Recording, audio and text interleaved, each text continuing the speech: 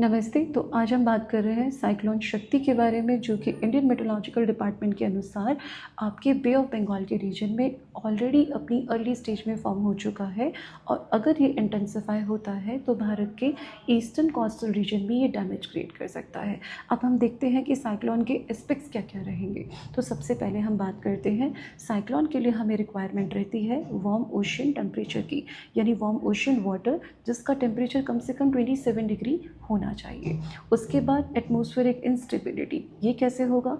Summers के दौरान temperature ज़्यादा रहता है जिससे लो प्रेशर बेल्ट क्रिएट होती है, और ये लो प्रेशर रीजन आपकी सीट का काम करता है साइक्लोन की फॉर्मेशन में। और लो प्रेशर के साथ साथ जब एयर हमारी राइज़ करनी शुरू होती है तो वो राइज़ तब होती है जब वो कम डेंस होगी, जब उसका वेट कम होगा। और अगर वेट कम होगा तो वो कन्वेक्टिव क्लाउड्स की फॉर्मेशन भी करेगी।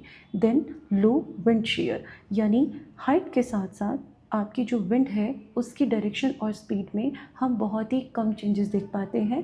प्लस कॉरियलिस फोर्स जो कि अर्थ की रोटेशन की वजह से क्रिएट होता है, तो जो हमारी एयर राइज होती है वो उसको एक स्पायरलिंग इफ़ेक्ट दे देता है, जिसकी वजह से हमारा साइक्लोन फॉर्म होगा।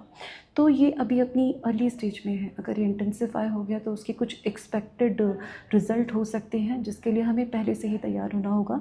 जैसे कि ओडिशा के कोस्ट और आपके वेस्ट बंगाल की कोस्ट में ये काफ़ी सीवियर डैमेज क्रिएट कर सकता है।